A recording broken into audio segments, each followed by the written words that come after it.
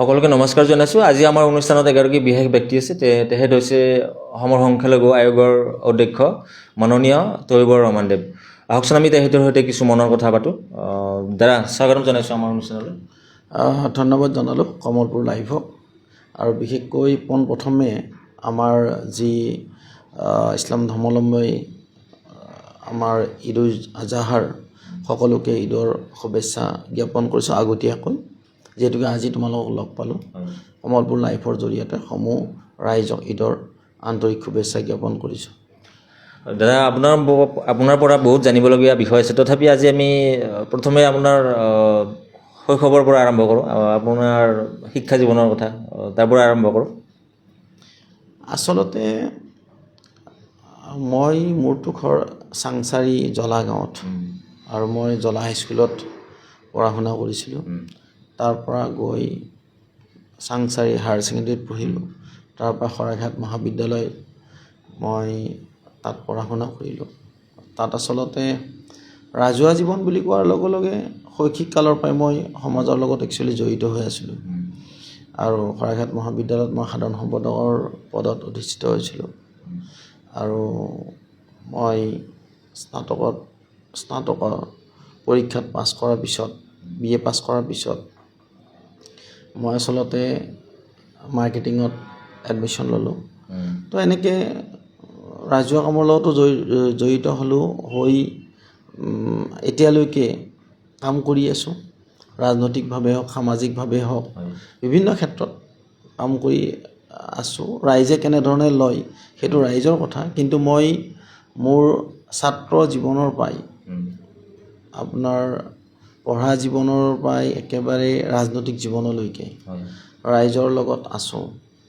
আৰু ৰাইজৰ লগত থাকি আজি মই মাননীয় মুখ্যমন্ত্ৰী ডক্টৰ হিমন্ত বিশ্ব শৰ্মা ডাঙৰীয়াৰ নেতৃত্বত বা তেখেতৰ আশীৰ্বাদত আজি আপোনাৰ সংখ্যালঘু আয়োগৰ অধ্যক্ষৰ নিচিনা এটা পদত অধিষ্ঠিত হৈছোঁ। তো ইয়াত সকলোৰে আশীৰ্বাদ আছে, দোৱা আছে, যাৰ কাৰণে এইখিনি পৰ্যায় মই পাবলৈ সক্ষম হৈছোঁ। আপুনি আচলতে ৰাজনীতিত সক্ৰিয়ভাৱে ৰাজনৈতিক দলত কেতিয়া জইন কৰিলে? আচলতে মই ছাত্ৰ সংগঠন কৰাৰ পিছত মই অসমৰ খিলঞ্জীয়া অসমীয়া মুছলমানসকলৰ কাৰণে এটা আন্দোলন নহয়, ঠিক এটা প্ৰতিবাদ কৰিছিলোঁ যে অসমত গৰীয়া, মৰীয়া, দেশী, জলা এই জনগোষ্ঠীকেইটাৰ এটা বিশেষ এটা মৰ্যাদা পাব লাগে বুলি আমি আন্দোলন কৰিছিলোঁ। সেইটো হ'ল আপোনাৰ 2000 চনত। পোনপ্ৰথমবাৰৰ বাবে আমি আচলতে মোৰ লগত আৰু কেইবাগৰাকীও ব্যক্তি আছিলে। সেইখিনি সময়ত মুছলিম যুৱ পৰিষদ অসম নামে এটা অৰ্গেনাইজেশ্যন বনাই আমি সমগ্ৰ অসমতে ইয়াৰ আমি দাবী উত্থাপন কৰিছিলোঁ। তেতিয়া আছিলে আপোনাৰ প্ৰফুল্ল মহন্ত ডাঙৰীয়া মুখ্যমন্ত্ৰী আছিলে। তাৰ পৰৱৰ্তী সময়ত আমি ক্ৰমাগতভাৱে এই কথাবিলাক উত্থাপন কৰাৰ পিছত সক্ৰিয় ৰাজনীতিত আচলতে 2004 চনত মই আৰম্ভ কৰোঁ যদিও 2006 চনতহে মাননীয় ডক্টৰ হিমন্ত বিশ্ব শৰ্মা ডাঙৰীয়াৰ নেতৃত্বত মই আচলতে ৰাজনীতি আৰম্ভ কৰিছিলোঁ। আৰু তেতিয়াৰ পৰাই এতিয়ালৈকে ৰাজনীতিৰ লগত জড়িত আছোঁ। 2025 চনলৈকে মই মাইনৰিটি মৰ্চা, সংখ্যালঘু মৰ্চা ৰাজ্যিক উপসভাপতিৰ দায়িত্বত আছিলোঁ। আৰু 2025 চনৰ নৱেম্বৰৰ 14 তাৰিখে মাননীয় মুখ্যমন্ত্ৰী ডক্টৰ হিমন্ত বিশ্ব শৰ্মা ডাঙৰীয়াৰ আশীৰ্বাদত আৰু আমাৰ সকলোৰে আদৰৰ ভাৰতীয় জনতা পাৰ্টীৰ ৰাজ্যিক সভাপতি তথা দৰং ওদালগুৰিৰ সাংসদ দিলীপ শইকীয়া ডাঙৰীয়াৰ সহযোগত অসম সংখ্যালঘু আয়োগৰ অধ্যক্ষ হিচাপে মই দায়িত্ব লাভ কৰিছোঁ। হয়, আপুনি যিহেতু গুৰুত্বপূৰ্ণ এটা পদবীত অধিষ্ঠিত হৈ আছে, গতিকে আপোনাৰ দৃষ্টিত সংখ্যালঘুসকলৰ কি প্ৰধান সমস্যা অসমত বিশেষকৈ? তো সংখ্যালঘুসকলৰ সমস্যা বহুত আছে। আমি হয়তো একেষাৰে কৈ শেষ কৰিব নোৱাৰোঁ, কাৰণ এই সমস্যাটো আজিৰ নহয়। স্বাধীনতাৰ পিছৰ পৰাই এতিয়ালৈকে এই সমস্যাত আমাৰ সংখ্যালঘু ৰাইজ জৰ্জৰ হৈ আছে। ইয়াৰ অন্তৰালত কিন্তু আপোনাৰ সংখ্যালঘু নেতাৰ দোষৰ কাৰণে আজি সমস্যাত ভুগিব লগা হৈছে। আৰু মই ভাবোঁ কি কথাটো ক'লে হয়তো ভাবিব যে তেখেতসকলক সমালোচনা কৰা বুলি ভাবিব।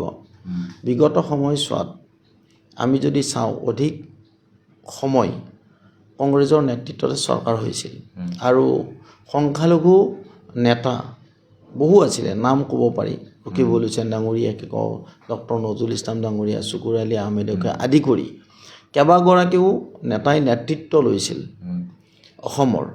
কিন্তু তাৰ পিছতো অসমৰ সংখ্যালঘু ৰাইজৰ কিন্তু সমস্যা সমাধান নহ'ল। এইটো একচুৱেলি নৈতিক দায়িত্ব গ্ৰহণ কৰিব লাগিব তেখেতসকলে। কিন্তু তেখেতসকলে আচলতে আপোনাৰ ৰাজনীতিহে কৰিলে, ভোটৰ ৰাজনীতি কৰিলে, সমস্যা সমাধান কৰিব নোৱাৰিলে। আজি আপোনাৰ ভূমি পট্টা নিদিলে তেওঁলোকক, গৰাখহনীয়া সমস্যা সমাধান নহ'ল, শৈক্ষিক ক্ষেত্ৰখনত কোনো ধৰণৰ তেখেতৰ বিশেষ অৰিহণা তেখেতসকলে কৰিব নোৱাৰিলে। আজিও চৰ চাপৰি অঞ্চলত প্ৰায় 40-ৰ পৰা 50 লাখ মানুহ বসবাস কৰে। সেই অঞ্চলৰ ৰাইজ 100% ধৰ্মীয় সংখ্যালঘু মুছলিম সম্প্ৰদায়ৰ। সেইখিনি ৰাইজৰ আজিও আপোনাৰ দুৰ্বিষহ জীৱন, তেওঁলোকৰ না মাটিৰ পট্টা আছে, না জীৱন জীৱিকাৰ ব্যৱস্থা আছে।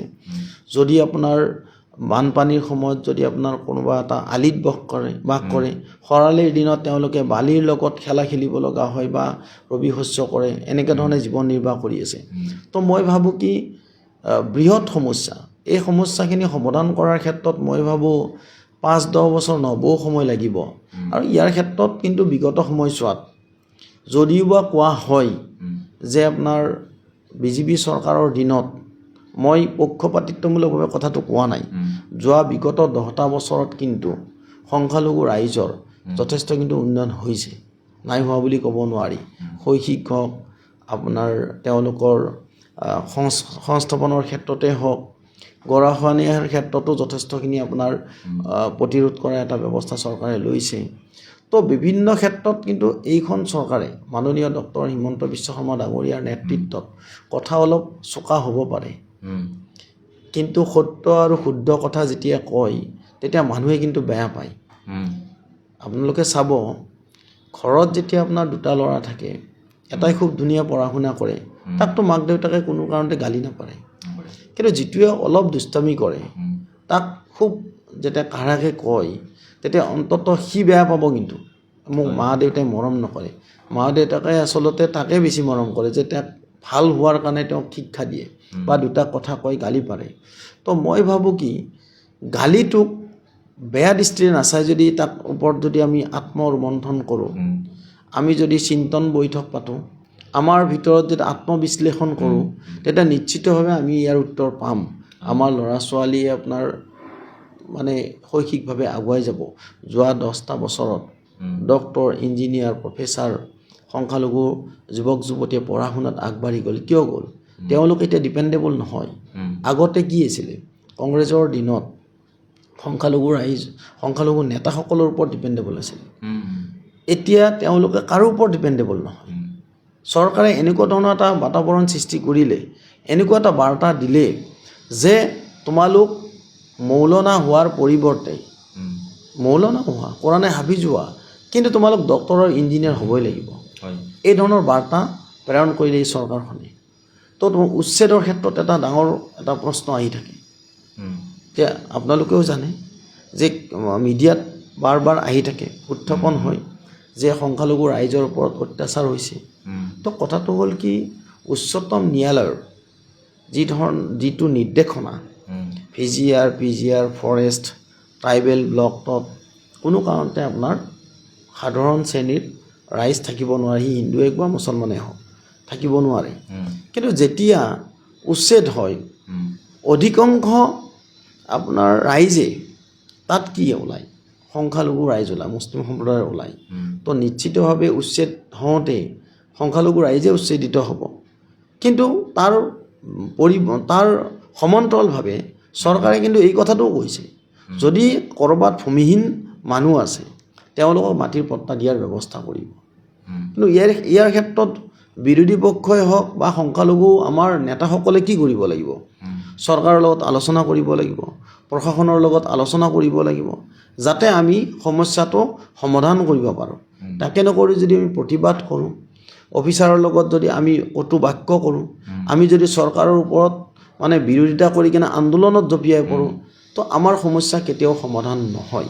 তো আমিও বিচাৰিছোঁ সংখ্যালঘু আয়োগৰ জৰিয়তে যাতে আমি প্ৰতিটো সমস্যাই সমাধান কৰিব পাৰোঁ, প্ৰতিটো বিবাদে যাতে আমি নিষ্পত্তি কৰিব পাৰোঁ, তাৰ ক্ষেত্ৰত কিন্তু আমি সংখ্যালঘু আয়োগৰ জৰিয়তে এটা বিশেষ ব্যৱস্থা গ্ৰহণ কৰিছোঁ।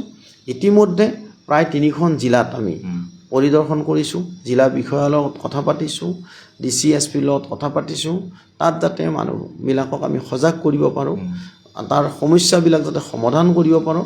ইয়াৰ ক্ষেত্ৰত মাননীয় মুখ্যমন্ত্ৰী ডাঙৰীয়াৰ ওচৰতো আমি মানে যিখন প্ৰতিবেদন আমি ছাবমিট কৰিছোঁ, যাতে আমি অনাগত দিনত সংখ্যালঘু ৰাইজৰ সমস্যা সমাধান কৰিব পাৰোঁ আৰু এটা ইতিবাচক বাৰ্তা আমি প্ৰেৰণ কৰিব পাৰোঁ। যিহেতু এই উচ্ছেদৰ কথা প্ৰসংগটো আহিছে, আচলতে উচ্ছেদৰ প্ৰসংগ লৈ কিছুমানে কয় যে এইটো মানে যেতিয়া উচ্ছেদৰ যিটো অভিযান চলাই আছে, উচ্ছেদ অভিযান, কিন্তু এইটো স্থায়ী সমাধান নহয় বুলি মন্তব্য কৰিছে একাংশই। কাৰণ ধৰক এইটো ইয়াৰ পৰা উচ্ছেদ কৰিলে আকৌ বেলেগ ঠাইত গৈ থিতাপি ল'ব সেই মানুহবিলাকে, সেইটো জানো সমাধান হয় আপোনাৰ দৃষ্টিত? আচলতে উচ্ছেদৰ পিছত সমস্যাটো সমাধান হ'ব নিশ্চয়, কিয় নহ'ব। তেওঁলোকৰ মই ইয়াৰ আগতো পূৰ্বতো কথাটো কৈছোঁৱেই, যদি প্ৰকৃতাৰ্থত তেখেতসকলৰ নিজা ভূমি নাই, ভূমিহীন মানুহ হয়, যিবিলাক অবৈধ বাংলাদেশীৰ কথা কোৱা হৈছে, সেই প্ৰসংগত কৈছোঁ। এই উচ্ছেদ কৰাসকলক আচলতে অবৈধ বাংলাদেশী বুলি ভাবে বা বহুতে কয়। এই যিটো অবৈধ বাংলাদেশী তেওঁলোকক বিতৰণ কৰাৰ ব্যৱস্থা কিবা হ'ব নেকি, বিকল্প ব্যৱস্থা? না, আচলতে চাওক, অবৈধ বাংলাদেশী হয় নে নহয় এই কথাটো এতিয়াও নিৰ্ধাৰণ হোৱা নাই। তেওঁ উচ্ছেদিত মানুহখিনি তেওঁলোক বাংলাদেশী হয় নে নহয় নিশ্চিতভাৱে সেই জিলাখনৰ জিলা আয়ুক্ত, তাৰ প্ৰশাসনিক বিষয়াসকলে নিশ্চিতভাৱে প্ৰতিবেদন এটা দিব, তেওঁলোক বিদেশী হয় নে স্বদেশী হয়। যদি প্ৰকৃতাৰ্থত তেওঁলোক অবৈধ বাংলাদেশী হয়, নিশ্চিতভাৱে আপোনাৰ তেওঁলোকক পোষ্টবেক কৰিব চৰকাৰে, তাত আমি কোনো ধৰণৰ মাত নামাতোঁ আৰু তাত আমাৰ কৰিবলগীয়াও কাম নাই। কিন্তু যদি প্ৰকৃতাৰ্থত তেওঁলোক আমাৰ ভাৰতীয় নাগৰিক হয়, তেওঁলোক আমাৰ ইয়াৰে হয়, বসবাস কৰা নাগৰিকত্ব থকা ব্যক্তি হয়, নিশ্চিতভাৱে তেওঁলোকে সুবিধা পাব, পুনৰ সংস্থাপন পাবই। এইটো আমি আলোচনা কৰিছোঁ। আমি এই বিষয়ত আমি যথেষ্টখিনি আমি আলোচনা কৰিছোঁ। মাজতে আমি গৈছোঁ মানকাছৰত, তাত বিষয়সকলত আলোচনা কৰিছোঁ। তো যিসকল ব্যক্তি ভাৰতীয় নাগৰিক, সেই ভাৰতীয় নাগৰিকসকলৰ ক্ষেত্ৰত আমাৰ কোনো অসুবিধা নাই। কিন্তু অবৈধ বাংলাদেশীৰ ক্ষেত্ৰত কোনো কাৰণতে কম্প্ৰমাইজ নকৰে, চৰকাৰেও নকৰে, আমিও নকৰোঁ। আমিও সংখ্যালঘু যিসকল ৰাইজ আছে তেওঁলোকে কিন্তু গ্ৰহণ কেতিয়াও নকৰে। এই ক্ষেত্ৰত এনেকুৱা নহয় যে আপোনাৰ যে অবৈধ বাংলাদেশীক আপোনাৰ সংখ্যালঘু ৰাইজে আঁকোৱালি ল'ব, কেতিয়াও আঁকোৱালি নলয়। কিন্তু যদি প্ৰকৃতাৰ্থত স্বদেশী হয়, গৰাখহনীয়াৰ কবলত পৰি কিনে তেওঁলোকে যদি আপোনাৰ স্থানান্তৰিত হৈছে বা তেওঁলোকে মাটি দখল কৰি আছে, নিশ্চিতভাৱে এই ক্ষেত্ৰত কিন্তু মাননীয় মুখ্যমন্ত্ৰী ডক্টৰ হিমন্ত বিশ্ব শৰ্মা ডাঙৰীয়াও কিন্তু এই কথাত স্পষ্টভাৱে কৈছে যে আমি কোনো কাৰণত তেওঁলোকক মানে মাটি নিদিয়াকৈ নাথাকোঁ, তেওঁলোকক মাটিৰ পট্টা আমি দিম যদি ভূমিহীন হয়। কিন্তু ইয়াৰ ক্ষেত্ৰত কিন্তু এটা চৰজমিন কৰিব যে সঁচাকৈ তেওঁলোকৰ মাটি নাই নে এনেই তেওঁলোকে আপোনাৰ বেদখল কৰি আছিলে। হয়, মানে উচ্ছেদৰ নামত বহু খিলঞ্জীয়া সংখ্যালঘুক মানে হাৰাশাস্তি কৰা হয় বুলি বহু নেতাই অৱশ্যে কোৱা শুনা যায়। এই ক্ষেত্ৰত কি ক'ব? আচলতে নেতাই কোৱা কথাটোৰ ওপৰত আমি মানে মন্তব্য দিব নোৱাৰি। কোনে কি কয় নকয় সেইটো তেওঁলোকৰ নিজা কথা। যেতিয়া এখন চৰকাৰ চলি থাকে, বিৰোধীয়ে বিৰোধ কৰিব, এইটো তেওঁলোকৰ এটা প্ৰবৃত্তি, এইটো এটা আপোনাৰ গতানুগতিক এটা পৰম্পৰা। কিন্তু কথাটো হ'ল কি, আমি নিজে ইয়াৰ ক্ষেত্ৰত আমি তৃণমূল পৰ্যায়ত গৈছোঁ, ঠাইবিলাকত পৰিভ্ৰমণ কৰিছোঁ বা অনাগত দিনতো আমি যাম, যিহেতু আমি দায়িত্ব লৈছোঁ। আমাৰ মাইনৰিটি আপোনাৰ ছেফগাৰ্ড আৰু প্ৰটেকশ্যনৰ কাৰণে আমি নিশ্চিতভাৱে চিন্তা কৰিম। কাৰণ এখন আইন আছে, তাৰ কাৰণে বিভাগ আছে, তাৰ কাৰণে এটা ব্যৱস্থা আছে, আৰু সেই ব্যৱস্থাৰ ভিতৰত যিসকল আওতাত থাকে তেওঁলোকে নিশ্চিতভাৱে সুবিধা পাব। সংবিধানৰ আওতাৰ বাহিৰত যদি কোনোবাই কিবা কৰে, তাৰ ক্ষেত্ৰত আপোনাৰ তেওঁ দণ্ডিত হ'ব, তেওঁলোকে তাৰ ক্ষেত্ৰত শাস্তি পাব। কিন্তু এইটো একেষাৰে ক'ব নোৱাৰি যে আপোনাৰ খিলঞ্জীয়া মানুহ আপোনাৰ হেৰি হৈছে কি বুলি কয় হাৰাশাস্তি হৈছে নহয় হাৰাশাস্তিটো চাওক যদি VGR PGR ফৰেষ্ট লেণ্ডত ময়ো যদি মাটি দখল কৰোঁ তো মোকোতো উচ্ছেদ কৰিব এইটোতো এনেকুৱাও নহয় যে আপোনাৰ সংখ্যালঘুকে উচ্ছেদ কৰিছে বুলি বিভিন্ন ক্ষেত্ৰত উচ্ছেদ হোৱাটো এটা পৰম্পৰা গতানুগতিক এটা ব্যৱস্থা চৰকাৰৰ যেতিয়া প্ৰয়োজন হয় তেতিয়া আপোনাৰ ম্যাদী পট্টাৰ মাটিটো আপোনাৰ কি হয় নটিচ যায় এটা ৰাস্তা যদি বনাব লগা হয় কিন্তু ঘটনাটো হ'ল কি এটা স্পেচিয়েল ক্লজ এটা আছে যিটো উচ্চতম ন্যায়ালয়ৰ স্পষ্ট নিৰ্দেশনা আছে যে ফৰেষ্ট লেণ্ড VGR PGR আৰু ট্ৰাইবেল বেল্ট ব্লক এই মাটিবিলাকৰ এটা বিশেষ ব্যৱস্থা য'ত নেকি দখল কৰিব নোৱাৰে আৰু বেদখল হ'লে তাক কিন্তু উচ্ছেদ চৰকাৰে কৰিবই ইয়াত কোনো কম্প্ৰমাইজ নাই সেইটো অবৈধ বৈধ বুলি কথাই নপৰে অবৈধ বৈধ কেতিয়া আহিব যেতিয়া তেওঁলোকৰ ওপৰত ইনকুৱাৰী হ'ব তেওঁলোক বৈধ হয় নে নহয় কিন্তু বেদখল মুক্ত কৰাৰ ক্ষেত্ৰত ফৰেষ্ট লেণ্ডত কোনো কাৰণতে আপোনাৰ থাকিব নোৱাৰে এইটোতো আপোনাৰ স্পষ্ট কথা তো তাত আৰু আপোনাৰ হাৰাশাস্তিৰ কথাটো আহি নপৰে ন শেহতীয়াকৈ সৰ্বত্ৰে বিতৰ্ক বা চৰ্চা হৈছে UCC অসমতো বলবৎ হ'ব বুলি ইতিমধ্যে ঘোষণা কৰিছে মুখ্যমন্ত্ৰী ডক্টৰ হিমন্ত বিশ্ব শৰ্মাদেৱে আজি বিধানসভাতো এই মানে বিধেয়কখন উত্থাপন হৈছে গতিকে কি ক'ব এই প্ৰসংগত এক দেশ এক আইন হ'ব লাগে UCCৰ ক্ষেত্ৰত আমি সমৰ্থন জনাইছোঁ এইকাৰণে সমৰ্থন জনাইছোঁ এটা কথা ঠিক যে বিৰোধীয়ে বিৰোধ কৰি আছে যদি তেওঁলোকে আচল পৰামৰ্শটো দিব পাৰে UCCখন যেতিয়া আনিলে চৰকাৰে আনাৰ পিছত চৰকাৰৰ লগত আলোচনা কৰিব নোৱাৰে জানো আজি আমি দেখিছোঁ তেওঁলোকে আপোনাৰ ৱাকআউট কৰি কেনে ওলাই আহিছে যে তেওঁলোকে আপোনাৰ এইখনৰ বিৰোধিতা কৰিছে তো মই ভাবোঁ UCC আইনৰ জৰিয়তে কি অসুবিধা আছে কি সুবিধা আছে এইটোতো আলোচনা কৰিব পাৰে বিশ্লেষণ কৰিব পাৰে তাত আপত্তিটো কি তো তেতিয়া ৰাইজেও গম পাব কেৱল মাত্ৰ কাৰোবাক তুষ্টিকৰণ কৰি কেনে যদি আমি বা ৰাজনৈতিক কাৰণতে যদি আমি এইটো বিৰোধিতা কৰোঁ এইটো ভুল হ'ব প্ৰতিটো ক্ষেত্ৰত চৰকাৰে লোৱা প্ৰতিটো সিদ্ধান্তই ভুল সিদ্ধান্ত বুলি কেনেকৈ আমি ক'ম আজিতো আমি দেখি আহিছোঁ প্ৰতিটো সিদ্ধান্তৰে বিৰোধিতা কৰি আহিছে বিৰোধীয়ে মই আপোনালোকৰ জৰিয়তে মই অনুৰোধ জনাব বিচাৰিম যিসকলে বিৰোধ কৰি আছে তেওঁলোকে বিৰোধিতা কৰি বিশৃংখলৰ সৃষ্টি বা বিতৰ্কৰ মানে সৃষ্টি নকৰি সাধাৰণ ৰাইজৰ মাজত এটা বিভ্ৰান্তি সৃষ্টি নকৰি তেওঁলোকে চৰকাৰৰ লগত আলোচনা কৰক যে ইয়াত ভুল আৰু শুদ্ধ কি আছে আপোনাৰ UCC হোৱাৰ পিছত ইউনিফৰ্ম চিভিল কোড হোৱাৰ পিছত কি সমস্যাৰ সন্মুখীন হ'ব পাৰে ৰাইজে তেওঁলোকে ইণ্ডিকেট কৰি দিয়ক চৰকাৰক তেতিয়া কথাটো ওলাব এনেই বিৰোধ কৰি থাকিলে কি হ'ব তো আজি আমি বৈবাহিক ক্ষেত্ৰখনত আমি যেতিয়া বিয়া পাতোঁ তো ছোৱালীবিলাকৰ নিৰাপত্তা কি আছে তো ৰেজিষ্ট্ৰেশ্যনটো কৰাটোতো আপত্তিটো নাই তো হিন্দু মুছলিম চাহ ইছাই যিমান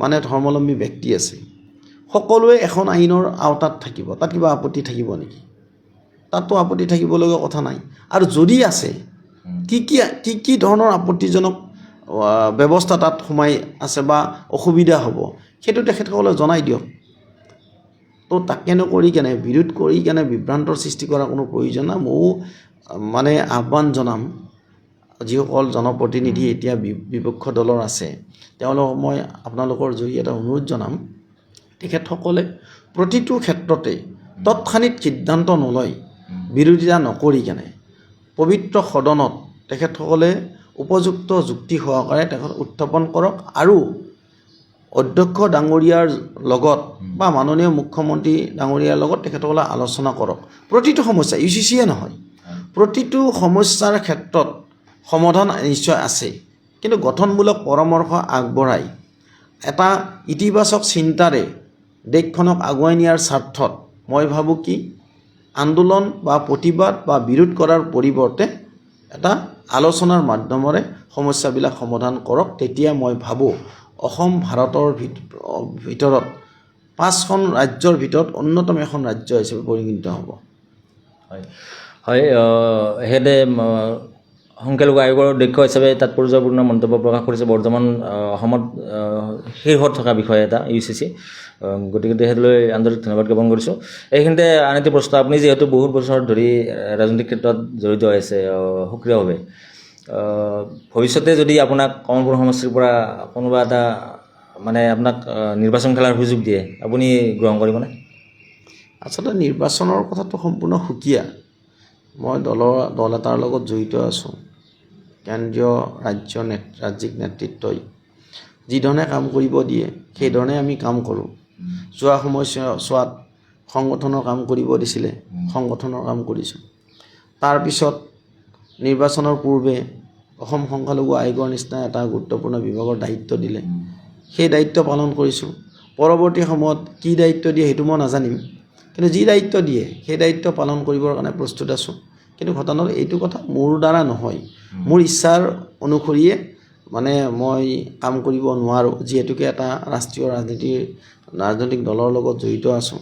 তো মই ভাবোঁ কি মাননীয় মুখ্যমন্ত্ৰী ডক্টৰ হিমন্ত বিশ্ব শৰ্মা ডাঙৰীয়া, দিলীপ শইকীয়া ডাঙৰীয়াকে আদি কৰি যিসকল আমাৰ অভিভাৱকস্বৰূপ নেতা আছে তেখেতসকলে সিদ্ধান্ত ল'ব আমাক কোনটো ঠাইত কাম কৰিব দিয়ে।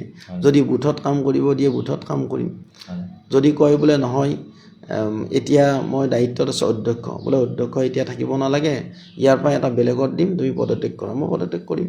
তাৰমানে কি আমি এটা ডিচিপ্লিন লৈ কাম কৰিছোঁ, কোনো ধৰণৰ আমি বিতৰ্কৰ মাজত আমি নাযাওঁ। মই বেলেগৰ কথাটো মই নকওঁ, মইতো নিজে এটা ডিচিপ্লিন মানি চলোঁ। আজি বিগত প্ৰায় 20-25 বছৰে মই ৰাজহুৱা জীৱনৰ লগত জড়িত আছোঁ, সেইধৰণে কাম কৰি আছোঁ। আৰু আমাৰ নেতৃত্বই যিধৰণে পৰামৰ্শ দিব সেইধৰণে কাম কৰি যাম। হয়, আপুনি যিহেতু আপুনি সামাজিক বিভিন্ন অনুষ্ঠানৰ সৈতে জড়িত, আপুনি এগৰাকী সমাজ সেৱক বুলি ক'ব পাৰি। এই ক্ষেত্ৰত পৰিকল্পনা নিশ্চয় আছে আপোনাৰ, ভৱিষ্যত পৰিকল্পনা কি আছে ৰাজনৈতিক ক্ষেত্ৰত? নিজা পৰিকল্পনা কিবা আছে নেকি? নিজা পৰিকল্পনাটো থাকিব।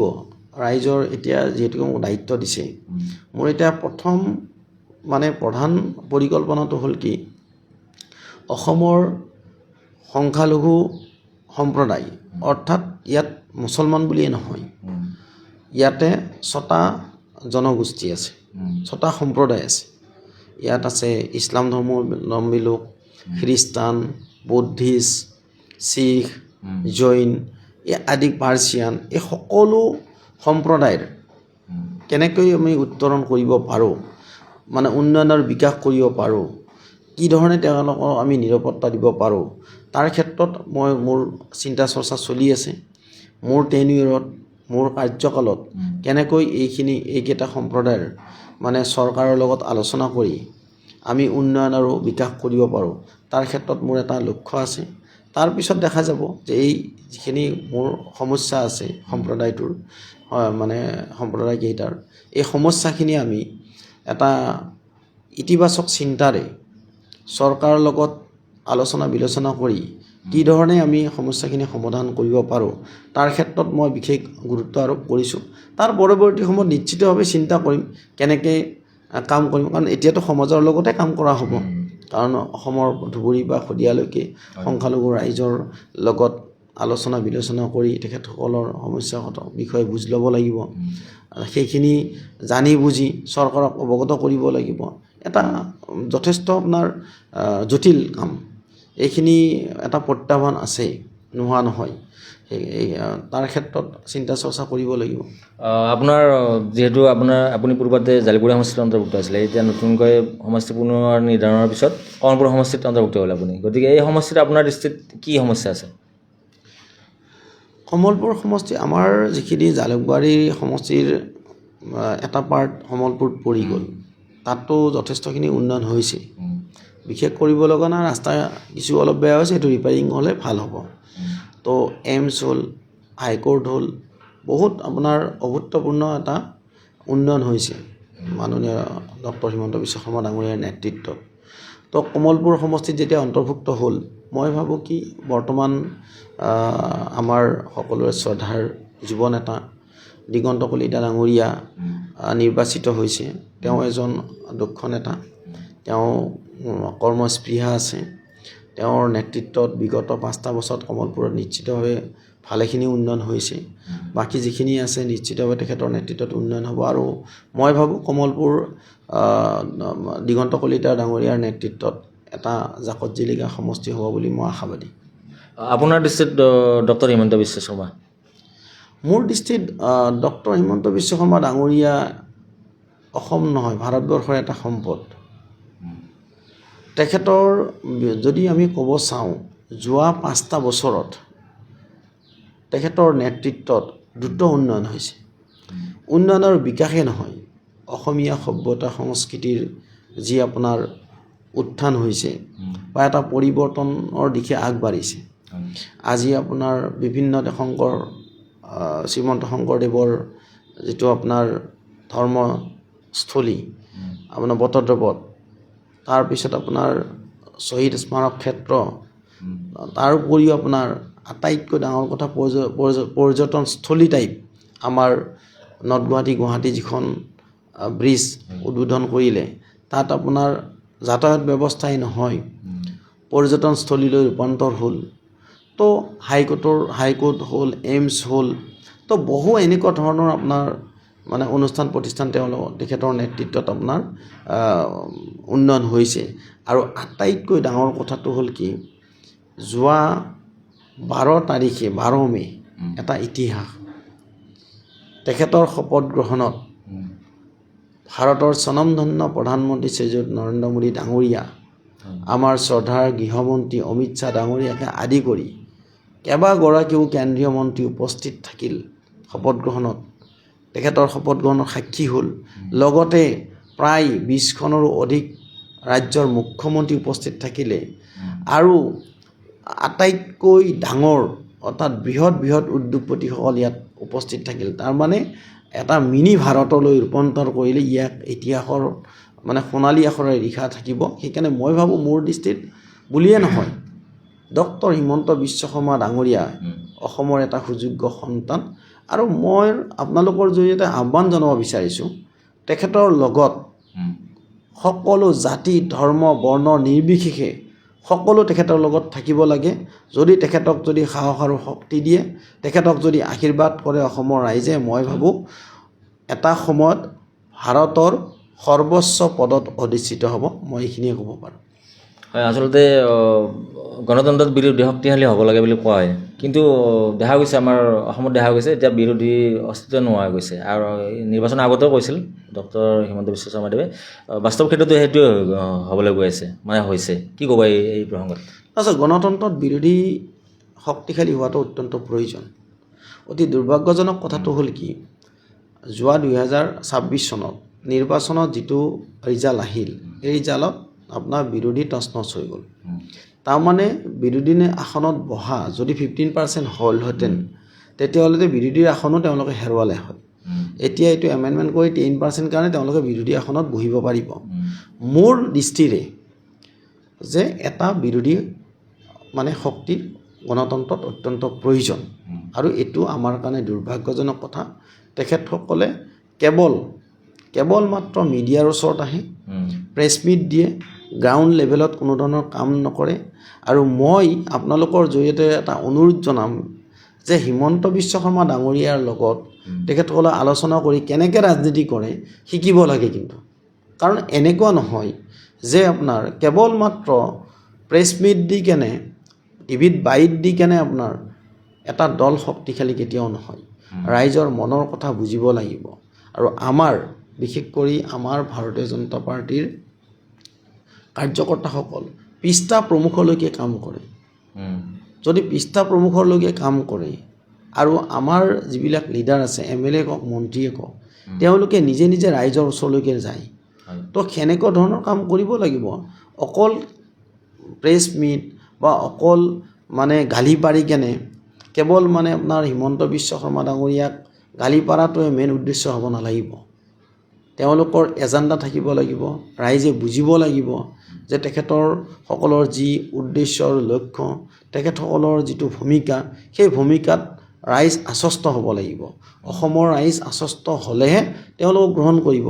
নিশ্চিতভাৱে এইবাৰ দুৰ্ভাগ্যজনক কথা, উজনি নামনি বুলি চোৱা গ'লে কথাটো একচুৱেলি শুনাত বেয়া শুনি সংখ্যালঘু অধিকৃত সমষ্টিতে তেওঁলোক আপোনাৰ মানে কি বাহাল থাকিলে বৰ্তমান কংগ্ৰেছৰ 19জন MLAৰ ভিতৰত মাত্ৰ এগৰাকী MLA আপোনাৰ নাও বৈচাৰ পৰা জিকিছে আৰু বাকী উজনি সময়ত তেওঁলোকে জিকিব নোৱাৰিলে তো বিৰোধী হিচাপে আপোনাৰ বিৰোধী ঐক্য মঞ্চ হিচাপে মাত্ৰ আৰু এগৰাকী পাইছে সেইটো আপোনাৰ শিৱসাগৰত মই তেখেতসকলক আপোনালোকৰ জৰিয়তে শুভেচ্ছা জনাইছোঁ তেওঁলোকে বিৰোধীৰ যিটো ৰোল বিৰোধীৰ যিটো ভূমিকা সেইটো তেওঁলোকে ভালদৰে পালন কৰক আমি কেতিয়াও নিবিচাৰোঁ যে তেখেতসকলো ৰাইজৰ প্ৰতিনিধি কাৰণ তেওঁলোকে ভোটত জয়ী হৈ আহিছে আৰু তেওঁলোকে ৰাইজে তেওঁলোকক মেণ্ডেট দিছে আপোনাৰ অপজিশ্যনত বহাৰ কাৰণে তো অপজিশ্যনত যদি তেওঁলোকে ভালদৰে বহি ৰাইজৰ যি মনৰ কথা সেইখিনি যদি পবিত্ৰ সদনত উত্থাপন কৰিব পাৰে মই ভাবোঁ তেখেতসকলে একচেপ্ট কৰিব কিন্তু যদি কেৱল মাত্ৰ তুষ্টিকৰণৰ ৰাজনীতি কৰে কেৱল মাত্ৰ যদি মানে কি হ'ল মাইনৰিটি এলেকাত ভোট পাইছে কেৱল মাইনৰিটি এলেকাৰ কথাখিনিয়ে ক'ব আৰু মইতো ভাবোঁ মাইনৰিটি মানুহৰ কথাখিনিও তেওঁলোকে ভালদৰে ক'ব পৰা নাই যদি পাৰিলেহেঁতেন তেতিয়াহ'লে আজিতো সমস্যা হৈ নাথাকিলেহেঁতেন তো মই ভাবোঁ যে তেওঁলোকে বিৰোধীৰ যিটো ভূমিকা যিটো দায়িত্ব তেওঁলোকে তেখেতসকলে পালন কৰক ৰাইজে নিশ্চিতভাৱে ভাল পাব কিন্তু যদি তেখেতসকলে কেৱল নিজৰ ভিতৰতে যদি খোৱা কামৰা কৰি থাকে কাৰণ দেখিছোঁ যে তেখেতসকলে মানে বিৰোধীৰ আসনখনৰ লৈও সিদ্ধান্ত ল'ব নোৱাৰে আৰু বৃহৎ মেণ্ডেট লৈ অহাৰ পিছত এটা দিনত আলোচনা কৰি ভাৰ্চুৱেলি আলোচনা কৰিয়ে ভাৰতীয় জনতা পাৰ্টি আপোনাৰ সিদ্ধান্ত লয় তো মই ভাবোঁ কি এইবিলাকো বহুত মানে চাবলগীয়া কথা মানুহে চাই থাকে আপুনি কি কৰে মই কি কৰোঁ মানুহ আমাতকৈ বহুত বেছি গুণী জ্ঞানী আমাতকৈ বেছি তেওঁলোকে জানে মানুহে ভাবিব পাৰে যে এজন নেতাই বহুত জানে নেকি এজন মন্ত্ৰীয়ে বহুত জানে নেকি এজন বিধায়কে বহুত জানে নহয় ৰাইজে বহুত জানে ৰাইজৰ যথেষ্টখিনি আপোনাৰ শক্তি আছে বুদ্ধিমত্তা আছে ৰাইজৰ মানে তেওঁলোকে খুব ধৰণৰ ষ্টাডি কৰে অধ্যয়ন কৰে কোনজন ব্যক্তিৰ নেতৃত্বত সমষ্টি উন্নয়ন হ'ব কোনজন ব্যক্তিৰ নেতৃত্বত অসমৰ উন্নয়ন হ'ব এইবিলাক চিন্তা চৰ্চা কৰি আজিকালি ভোট দিয়ে ট্ৰেডিশ্যনেলি ভোট কেতিয়াও নিদিয়ে সেই পৰম্পৰাগত এৰি গ'ল এতিয়া কেৱল বাস্তৱীয়তাৰ ওপৰত মানুহে গুৰুত্ব দি আপোনাৰ ভোট প্ৰদান কৰে আৰু নেতা নিৰ্বাচিত কৰে হয় আমি তৈয়বৰ ৰহমানদেৱৰ সৈতে বহুখিনি কথা পাতিলোঁ আমি আৰু কিছু জানিব লগা আছিল তথাপি সময়ৰ প্ৰতি লক্ষ্য ৰাখি আমি খন্তেক পিছতে আমাৰ অনুষ্ঠান সামৰিম শেষৰ ফালে আহিছোঁ সেইখিনিতে যি প্ৰশ্ন কিছুদিন আগত বিতৰ্ক হৈছিল গতিকে আপুনি অধ্যক্ষ হিচাপে সংখ্যালঘু আয়োগৰ অধ্যক্ষ হিচাপে এই সম্পৰ্কত আপোনাৰ পৰা মন্তব্য বিচাৰিম যি আজানৰ ক্ষেত্ৰত একাংশ বিধায়কে মন্তব্য কৰিছিল 5 বাৰ বা 6 বাৰ এইবিলাক কিবা বিতৰ্ক হৈছিল আৰু এই প্ৰসংগত আপোনাৰ মন্তব্য কি হ'ব আচলতে আজানৰ সম্পৰ্কত যিটো কথা হৈছে এইটো ক্ষেত্ৰত ক'ব লাগিলে কিন্তু বহুতখিনি সময় লাগিব মই একেষাৰে ক'ব নোৱাৰোঁ এই ক্ষেত্ৰত কিন্তু মই আলোচনা কৰিম আপোনালোককো মাতিম কাৰণ এই সম্পৰ্ক ক'বলগীয়া আছেই কাৰণ এতিয়া এটা ধৰ্মীয় কথা ইছলাম ধৰ্মত আজানটো আমি আহ্বান বুলি কোৱা হয় নমাজৰ কাৰণে আহ্বান বুলি কোৱা হয় আৰু আহ্বান কৰাৰ ক্ষেত্ৰত আজান 5 ওয়াক্ত নামাজত 5 বাৰ আজান দিয়ে আৰু যেতিয়া আজান দিয়ে তাত দুটা কথা থাকিব যে লাউড স্পিকাৰত আজান দিয়াটো যদি কাৰোবাৰ অসুবিধা হয় ধৰি লওক মোৰ জামাতত মোৰ মছজিদটোত মই আজান দি আছে তেতিয়া ধৰক লোকৰ ধৰ্মই বা অন্য ধৰ্মৰ ব্যক্তি এজনে যদি আহি কেনে কয় যে আপুনি আপোনালোকৰ আজানটোৰ পৰা আমাৰ অসুবিধা হৈছে তেতিয়া হয়তো সেইটোত আমি আলোচনা কৰিব লাগিব কাৰোবাৰ অসুবিধা কৰি আমি কিন্তু আজান দিব নালাগে কিন্তু ঘটনাটো হ'ল কি ইয়াৰ কাৰণে কোনোবা এটা অভিযোগ দিব লাগিব তো কিছুদিন আগত ধৰ এই ক্ষেত্ৰত আলোচনা এটা হৈছিল এটা ভিতৰত তেখেতেও ধৰ কি সূত্ৰে কৈছিল সেইটো আমিও ইমান আলোচনা কৰা মিডিয়াত আমি পাইছোঁ কিন্তু মই ভাবোঁ কি যে ইছলাম এটা শান্তি ইছলাম মানে হ'ল শান্তি আৰু শান্তিৰে আমি ধৰ্মটো পালন কৰাটো প্ৰয়োজন কাৰোবাৰ যদি অসুবিধা হয় তাত আমি চিন্তা চৰ্চা কৰাটো প্ৰয়োজন কোনোবাই যদি অভিযোগ দিয়ে সেই অভিযোগৰ ওপৰত আমি আলোচনা কৰিব লাগিব। আমি বিতৰ্ক কৰিব নোৱাৰোঁ আৰু ইছলামত বিতৰ্কৰ কোনো স্থান নাই, যুক্তিৰ কোনো স্থান নাই। সেইকাৰণে 5 ওয়াক্ত নামাজ পাবন্দিৰ সৈতে পঢ়াটো বাধ্যতামূলক, এইটো ফৰ্জ। সেইকাৰণে মই ভাবোঁ আজানৰ সন্দৰ্ভত যদি কোনোবাৰ অসুবিধা হয় তাৰ ওপৰত কিন্তু আলোচনা কৰাৰ স্থল আছে, আলোচনা কৰিব লাগিব যে আৰু ইয়াৰ ক্ষেত্ৰত আমি সজাগ হ'ব লাগিব, সচেতন হ'ব লাগিব। আৰু আপোনালোকৰ মাধ্যমেৰে কৈছোঁ, অসমত এইটো চলা নাই যে ৰাস্তাত নামাজ পঢ়াটো, এইটোও আমাৰ বিতৰ্ক চলি আছে। এই ৰাস্তাত একচুৱেলি নামাজ পঢ়াৰ কোনো প্ৰভিজন আমাৰ ইয়াত অসমত নপঢ়ে।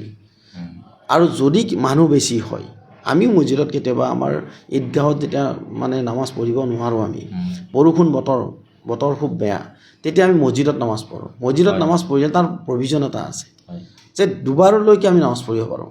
এটা নামাজ পঢ়িলে তাৰপিছত আকৌ অন্য এজন জনাবৰ জৰিয়তে আমি নামাজ পঢ়িব পাৰোঁ, কাৰণ জনাবে 2জন লাগিব তেতিয়া। তো সেইকাৰণে প্ৰভিজন